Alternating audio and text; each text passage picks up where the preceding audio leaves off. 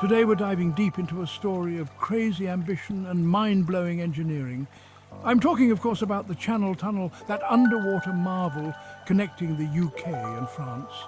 This thing is a monster, a 31-mile-long steel snake burrowing beneath the English Channel.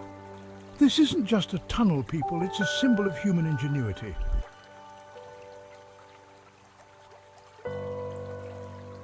The idea of a channel tunnel wasn't some newfangled idea. Oh no, my friends, this dream goes way back.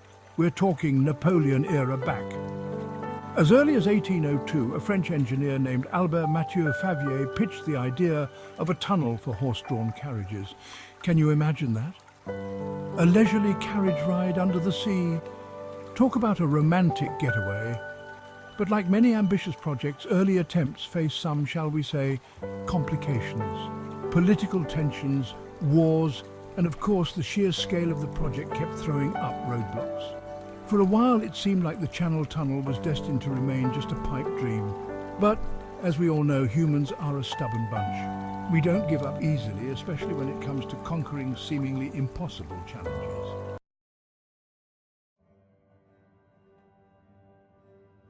Fast forward to the 20th century, and the dream of the Channel Tunnel was reignited. This time, however, things were different. Advances in engineering and technology, coupled with a renewed spirit of international collaboration, breathed new life into the project. In 1986, after years of planning and negotiation, construction finally began. What followed was one of the most ambitious engineering projects in human history. Giant tunnel boring machines, TBMs, nicknamed Le Shuttle and Britannia, chewed their way through the earth, excavating millions of tons of chalk and clay. Engineers and construction workers from both sides of the channel worked tirelessly, facing down technical challenges, geological surprises, and the constant pressure of working beneath the unforgiving sea.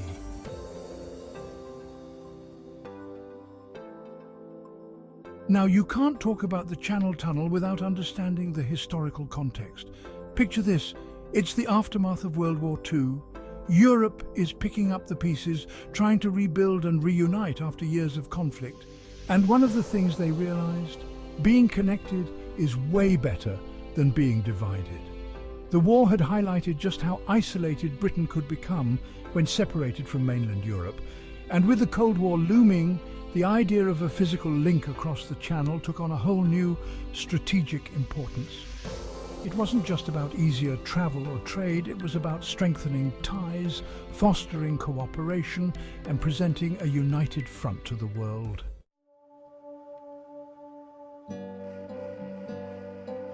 So, the political will was there, but getting this mega project off the ground was no walk in the park.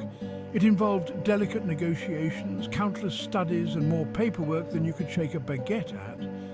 Imagine diplomats huddled over maps, engineers scribbling calculations, and politicians trying to keep everyone happy. There were arguments over the best route, the type of tunnel, and who would foot the bill. Should it be a bridge or a tunnel? Should cars drive through it, or should it be a rail-only system? And let's not forget the age-old question, who's going to pay for this thing? These were not easy questions, my friends, but where there's a will and a really big drill, there's a way.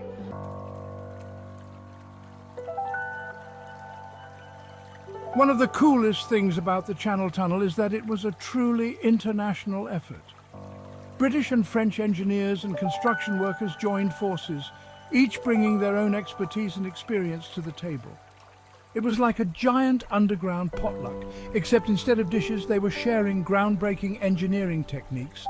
They had to develop new methods for tunneling through the unpredictable chalk marl, a mix of chalk and clay that lay beneath the seabed. They had to figure out how to keep the two sides of the tunnel perfectly aligned, even though they were starting from opposite ends of the channel. And they had to do it all while ensuring the safety of the workers and protecting the delicate marine environment.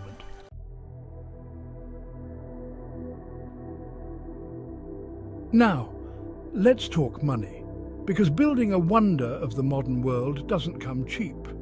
The Channel Tunnel was a massive financial undertaking with a final price tag that would make your eyes water. Around £4.65 billion in 1985 money. That's a whole lot of croissants and tea. To finance this underwater behemoth, they turned to private investors who saw the potential for a lucrative return on their investment. It was a risky gamble, no doubt, but the allure of connecting two of the world's biggest economies was too tempting to resist. And so, with funding secured, the stage was set for one of the most daring engineering adventures in human history.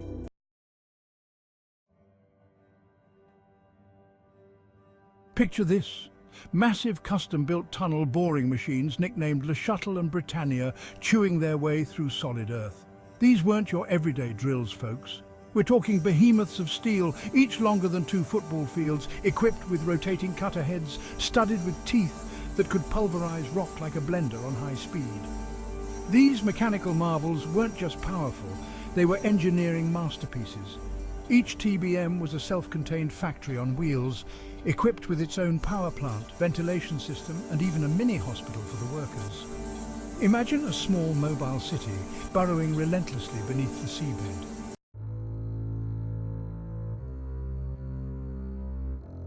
The construction of the Chunnel tunnel wasn't just about digging one giant hole, it was about digging 3. 2 rail tunnels for trains to travel in opposite directions, and a smaller service tunnel for maintenance and emergencies. And to add to the challenge, the British and French teams were digging towards each other, racing to connect in the middle. Talk about pressure. It was a monumental logistical dance with thousands of workers, engineers and surveyors working around the clock.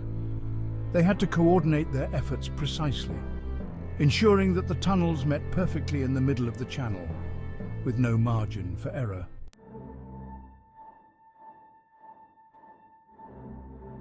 Digging a tunnel might sound straightforward, but imagine doing it underwater, through layers of rock and clay, with the constant risk of flooding.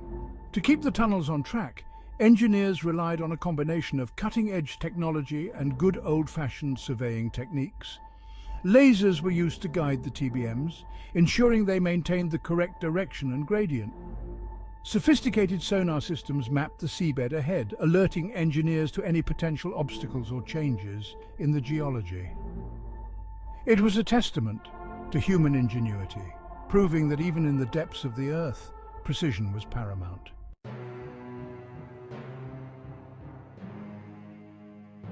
The Earth, as we know, has a mind of its own. And as the TBMs burrowed deeper into the channel, they encountered their fair share of geological surprises. One of the biggest challenges was the unpredictable nature of the chalk marl. In some areas, it was as hard as concrete, while in others it was soft and crumbly, like a giant cookie. Engineers had to adapt on the fly, adjusting the pressure of the TBM's cutter heads and using specialized grouting techniques to stabilize the tunnel walls. There were moments of tension, of course, when unexpected pockets of water or unstable ground threatened to derail the project. But through it all, the Anglo-French team persevered, finding innovative solutions to every challenge the Earth threw their way.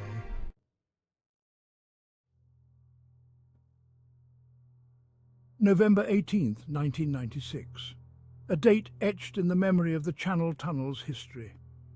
Not with celebration, but with the acrid smell of smoke and the frantic scramble to contain a disaster. Deep beneath the waves, a fire, ignited by an overheated axle on a freight train, was raging. Imagine the scene 500 feet below the seabed, flames licking at steel, smoke filling the tunnel. Firefighters, both French and British, risked their lives battling the blaze and the suffocating heat.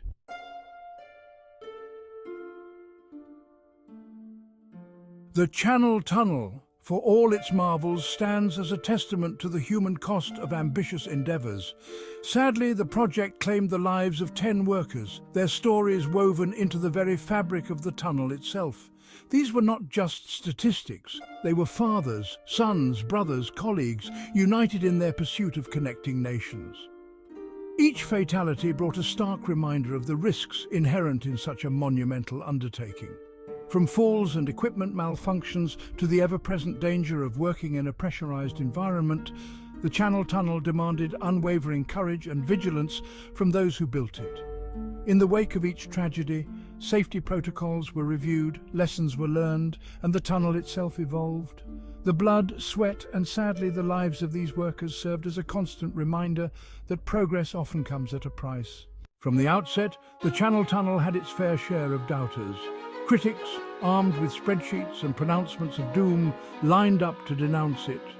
"It'll never be built," they cried. "It'll be a financial black hole."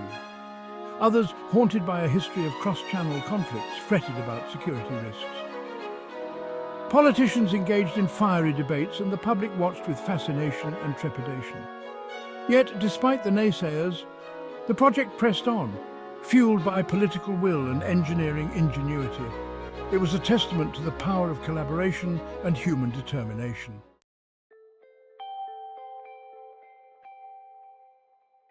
And there you have it, folks. The Channel Tunnel, a 31-mile testament to human ambition, perseverance, and the unwavering belief that even the most daunting obstacles can be overcome. Remember those skeptics, those naysayers who scoffed at the very idea? Well, they're probably eating their words now, hopefully with a side of humble pie baked in the shape of a tunnel-boring machine. Because this so-called impossible dream didn't just become a reality, it revolutionized travel between Britain and mainland Europe.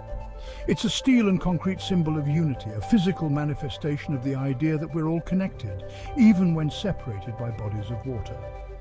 The Channel Tunnel isn't just a marvel of engineering, it's a powerful metaphor for what we can achieve when we dare to dream big, work together, and refuse to let challenges stand in our way.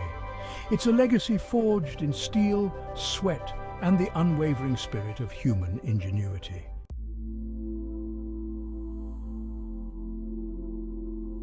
Before the Channel Tunnel, crossing the English Channel was a whole thing. You had to hop on a ferry, brave the often choppy waters, and hope you didn't get seasick. It was time-consuming, weather-dependent, and, let's be honest, not the most glamorous way to travel. But the Chunnel, as it's affectionately known, changed all that. Suddenly, London and Paris were just a high-speed train ride away. The journey time shrunk from hours to minutes, and the English Channel, once a formidable barrier, became a mere blip on the map. This newfound ease of travel had a ripple effect across Europe. It boosted trade and tourism, strengthened cultural ties, and fostered a sense of interconnectedness between nations. The Channel Tunnel didn't just connect two countries, it helped bring a continent closer together.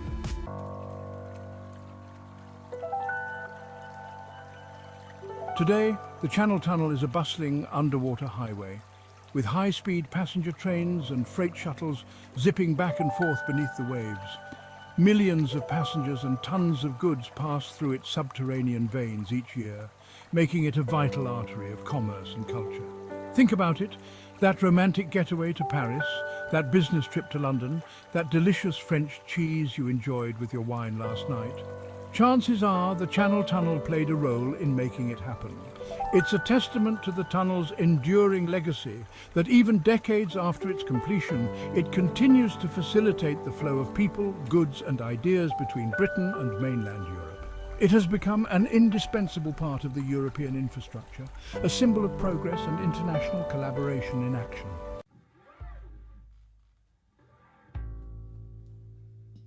The story of the Channel Tunnel is more than just a history lesson. It's an inspiration. It's a reminder that even the most ambitious dreams can become a reality with enough vision, determination, and a whole lot of hard work.